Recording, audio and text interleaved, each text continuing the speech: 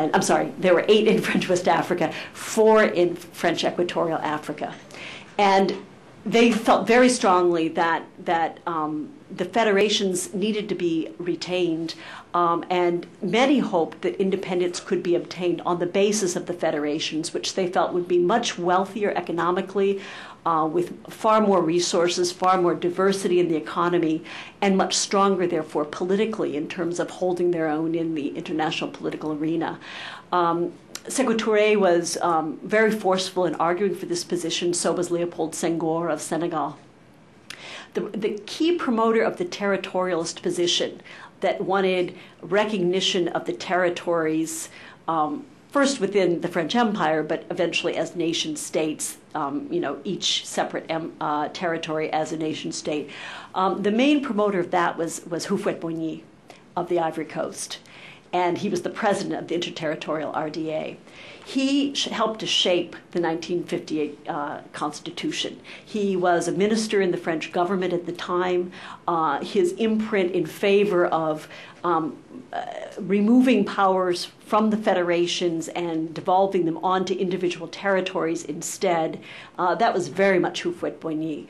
And when Guinea voted for independence, it was very clear that those federations were about to be dissolved, and they were. Right after the referendum.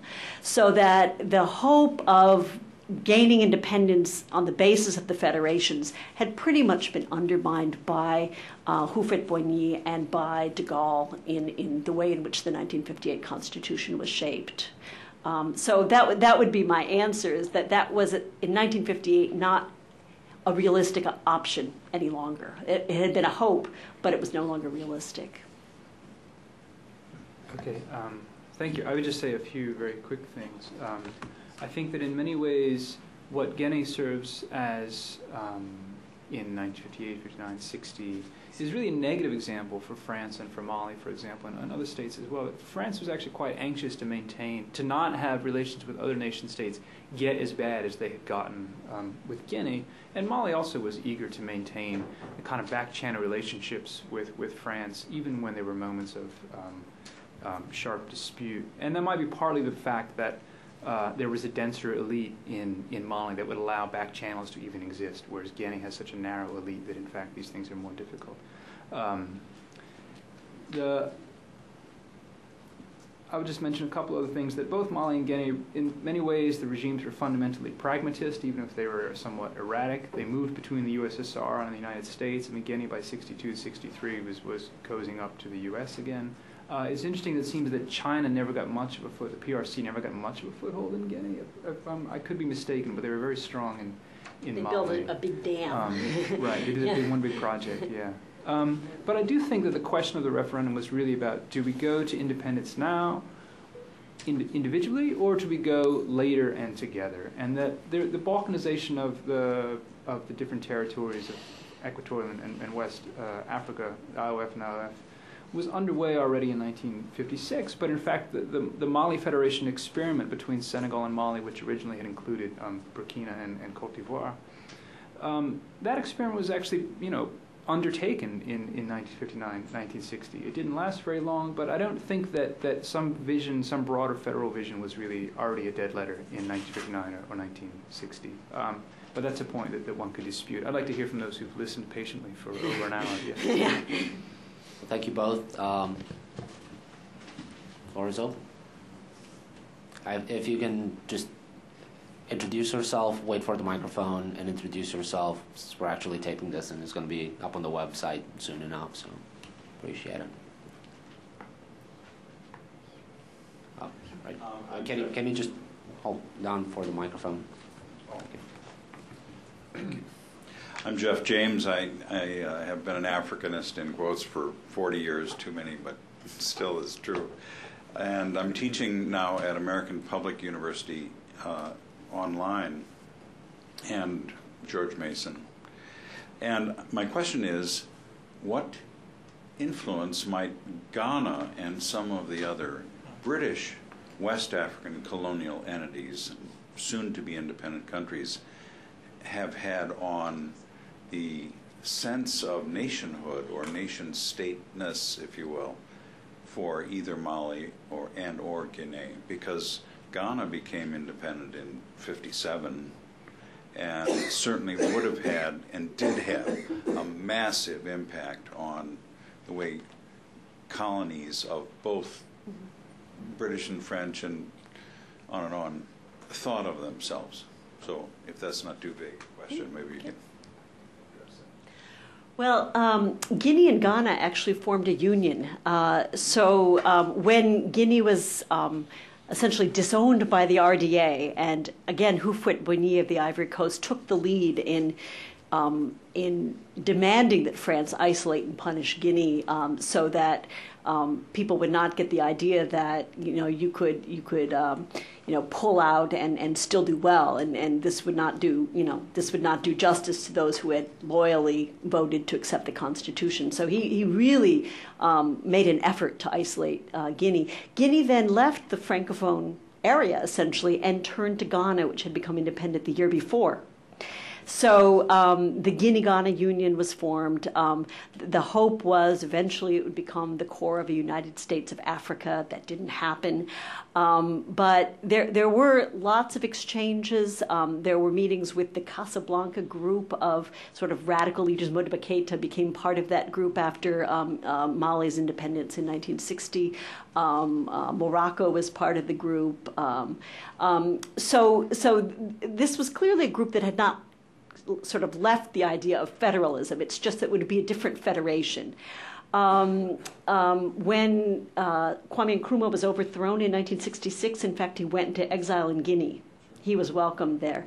So despite the fact that they had been brought up in different colonial systems, they spoke different languages, ideologically, they were very close and made similar mistakes, quite frankly, as well as having similar visions. Yeah. I would just maybe add very, very briefly that because the different British territories are actually distinct colonies and not in a federation, for them to envision a federation was to envision kind of shooting the moon, whereas for those living in the French colonies, they already lived in a federal system which they hoped to further integrate. So their sort of vision of federalism actually had something of a structure in place. That I think that does make a difference. Mm-hmm. Oh. Maybe one comment. The federalism of Southern Just Africa. wait one second. Sorry. Oh, I don't want to hog this. It's interesting that in the very early 60s, Northern and Southern Rhodesia and Nyasaland became the Central African Federation mm-hmm. for a brief period of years, and there was a lot of interest in federalism among Kenya, Uganda, and Tanzania. Briefly, the East African Union was strong. So these notions of federalism, were kind of running all over the continent for a brief period.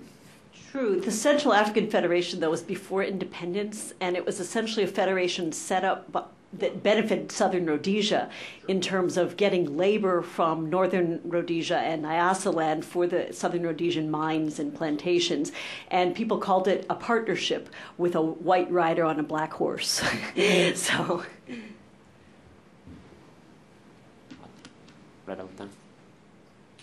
I'm Don Wolfensberger with the Congress Project here at the Wilson Center. For Dr. Schmidt, you mentioned the grassroots pressuring Touré to do more in coming around to opposing the Constitution. I'm wondering whether you could just tease out a little bit more exactly who were these grassroots? Were these the educated elites at the local level? I mean, are you really talking peasants? And then secondly, where was the Communist Party in all this, especially after independence and Sékou Touré established his own dictatorship? How did he then relate to the communists and also to these local elites that had influenced him earlier on? That's an excellent question. In a book that I published in 2005, initially I had this massive volume that was unpublishable, and I eventually figured out how to take it apart and put it into two. But my 2005 book is called Mobilizing the Masses, Gender, Ethnicity, and Class in the Nationalist Movement in Guinea. And in that book, I look at the role of peasants in the rural areas, market women especially, but also cloth dyers and other artisans in the urban areas, World War II veterans, and trade unionists. And these groups were the backbone of the Guinean RDA. When it came to independence, and the peasants, I should add, just because that is of interest here, is that their main gripe was resulting from the intensity of the war effort, both under Vichy and then the Free French, and the fact that the colonial chiefs, African chiefs who were implementing colonial policies, were demanding such heavy burdens of crops and labor. And so there was a huge anti-chief sentiment in the rural areas that the RDA capitalized on. And they began to mobilize people against the chiefs. The military veterans were involved in this as well when they came back and returned to the rural areas. They started to collect people's taxes and take them directly to the circle commandants and bypass the chiefs so that the chiefs wouldn't be able to enrich themselves off the people's backs. And it was, the RDA was very, very savvy in terms of looking at grievances that already existed on the ground and sort of piggybacking on them and mobilizing people based on those grievances and channeling those people into the nationalist movement. In terms of independence, I don't have a lot of information about where the peasants were on all of this, although they did vote, once the party said vote no, they did vote no.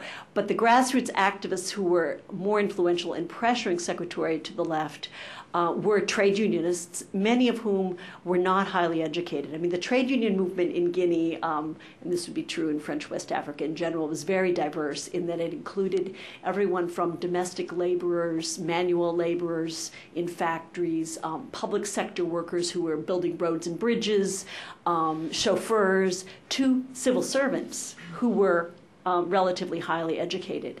And a lot of the trade unionists in Guinea were pushing for independence.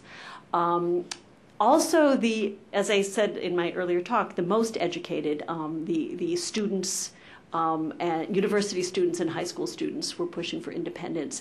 They were educated intellectuals. What happened, and they had had a lot of influence in terms of Marxist ideology, contact with the French Communist Party. After independence, they were amongst the first victims of Sékou Touré's crackdown. There was a teacher's strike in the early 60s that he just squelched. And one of the things that I talk about in the current volume is the fact that the tension between Sékou Touré and the teachers and students predated independence. I mean, they did push him to the left, but he was not, at all pleased with this sort of lack of discipline that he saw, and there were attempts to silence the teachers even before independence. I don't know if I've touched on everything, but I think I've spoken long enough. Very much so. Thank you. All right.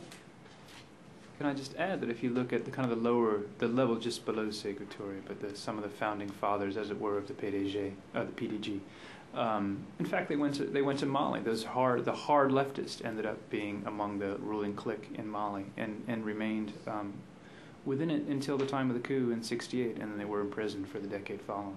So they were among the dozen or so people who were closest to the hard left wing of the regime in Mali after they left Guinea. Those who'd been pushed out by Sékou Touré and those who'd left of their own accord.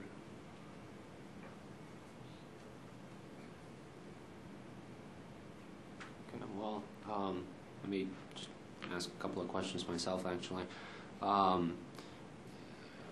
One of the questions I had has to do with both of you, has to do with the relations between the national liberation movements, if you want, the elites in Guinea and Mali, and some of the other national liberation movements, both in Africa as a whole, but globally as well. And obviously, I'm thinking, of the prime struggle for national liberation being North Vietnam at the time, and whether or not there were any relations between Guinea on one hand, Mali on the other hand, and the North Vietnamese leadership, but also Algeria and some of the other colonies. Was there any sort of overall discussion about where the where the movement is going as a whole. And the other, I think, question/comment I had, I think Dr. Schmidt, you mentioned at some point that Guinea turns to the Soviets for help. I mean, the French are basically taking everything but the kitchen sink, and sometimes the kitchen sink as well, and they're obviously turning towards the Soviet Union. And I was wondering exactly what kind of help the Soviet Union and the other communist countries were giving them. Now, obviously, I suppose the Chinese, especially in 57, 58, weren't really in a position to do much with a great leap forward. But the Soviets and some of the Eastern Europeans might have been in a position to offer some economic and technical help. And I was wondering, did that include, let's say, interior ministry forces or interior ministry specialists that might go in and teach the new countries, how to establish a police force?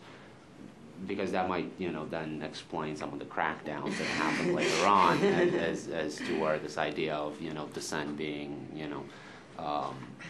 being a bad thing, and political training for the cadres and so on. What kind of help were they getting really in the end? I was kind of wondering. Well, do you want to take that?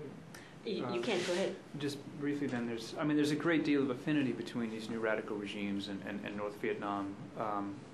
Mali's in a particularly good place to lend support to the FLN in Algeria because they share a border, and they attempt to do what they can to aid the FLN, notably, as I said, by forcing the evacuation of the French military bases in the southern Sahara in 1961. But also in terms of diplomacy and in the corridors of the UN, and in their discussions with the United States vis-a-vis North Vietnam. So there's a great deal of affinity that's expressed. There's a kind of an interesting prehistory, which there were a large number of West African soldiers who fought for the French in Vietnam and in Algeria. And in fact, even after Guinea became independent, in fact, even after Mali became independent, there were still West Africans fighting for the French army against the FLN as the newly independent governments were attempting to support the FLN. So this is a complicated situation. As for the Chinese, they certainly were quite interested in lending support to Mali, and there's a great CIA document from about 1966 describing Mali as Peking's best friend on the continent, or something like this. They were close and increasingly strong ties between the Chinese and the Malian regime, but the Malian regime was internally split between those who were more interested in siding with the Soviets, doctrinally and verbally anyway, and those who really wanted to get what they could from the Chinese. This has great influence on the intelligence apparatus as well as the state security services and the party militias and their training. Great. Actually, Dr. Mann and I were at a conference together at Rutgers, 10 days ago, 2 weeks ago maybe, and he taught me something about Guinea that I hadn't known in terms of the Guinean veterans. I've focused on the soldiers who fought in World War II, most of whom were involuntarily conscripted, although there were some career soldiers as well. And he told me that Guinean soldiers who fought in Indochina on behalf of the French and in Algeria on behalf of the French were not welcome back to Guinea after 1958. And I had not been aware of that particular sort of interesting fact. I had been aware of the fact that the Guinean RDA, both before independence and after, was very vocal in support of the anti-colonial struggles in Indochina, Algeria. They often made reference to the revolt in Madagascar, so that they definitely, and again, this is probably also the Communist Party influence, were very much focused on a broad international front against colonialism and imperialism. In terms of what the Soviets did in Guinea, the Soviets and other Eastern European countries, I'm not sure. I don't know in terms of the police. That would be an interesting question. I suspect that the Guineans simply learned from the colonial police how to do those things. I don't think they needed the Soviets to teach them. What I'm more familiar with is the the fact that they brought a lot of technology, they brought a lot of teachers. People talked about, going to school and having Romanian and East German professors of agronomy. They helped to build the University of Conakry and staffed it with teachers. And not only that, there were Cubans, there were North Vietnamese, and also French communists who came to replace the French colonialists who left. So it was an incredibly international scene. But mostly it was technology, agronomy, education, and road building. And I mentioned the dam that was built by the People's Republic of China. The American bauxite company continued to mine there, and that was one of the concerns that the Americans had. Bauxite is the primary component of aluminum, so very critical. The French had been planning to build a dam to provide hydroelectric power for the bauxite mining, and also to build a plant that would process the bauxite on site. Those plans were stopped, and in fact they still don't have that. Okay, well, last question, Jovan, right there. And we're going to wrap Hello, it up. my name is Jovan Čološki. I am a scholar from Serbia. I'm with the Cold War Internationalist Project as a guest. I'm not an Africanist, though I'm more a Cold War historian, but non-alignment is my specialty. So I just wanted to make a small comment and hear your comments about the non-aligned policies of Western African nations. For example, what I've seen doing extensive research in the Yugoslav archives and some even in the Chinese archives, even though they've been open only until 1960, so I could not get many materials on Mali after that year. And what I've seen from the transcripts, because Tito was the first foreign leader that came to Western Africa in 1961 on his great trip to Ghana, Guinea, Togo, Mali, and then he went to Morocco, Egypt, Tunisia, etc. I've seen that Yugoslavia, concerning these Eastern European countries and this shift to the left, had considerable influence inside the political elite in these countries, particularly in Ghana and Guinea.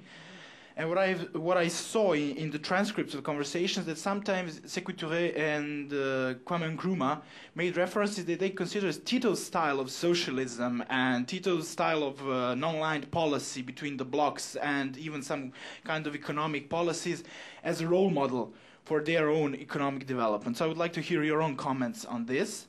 I was also preparing some articles on Tito's trip to 1961 to Western African countries. And concerning Mali, I saw some top secret documents from our defense ministry concerning Mali's role in the war in Algiers, liberation war. And for example, Mali was really helpful for Yugoslavia to send clandestinely weapons to Algiers from the south.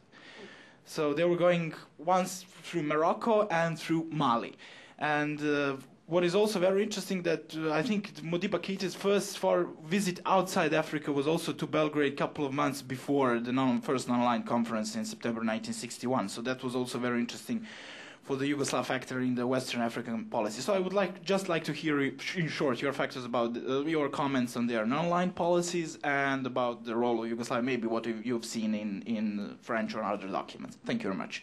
Thank you. Very briefly, Okay, though. very briefly.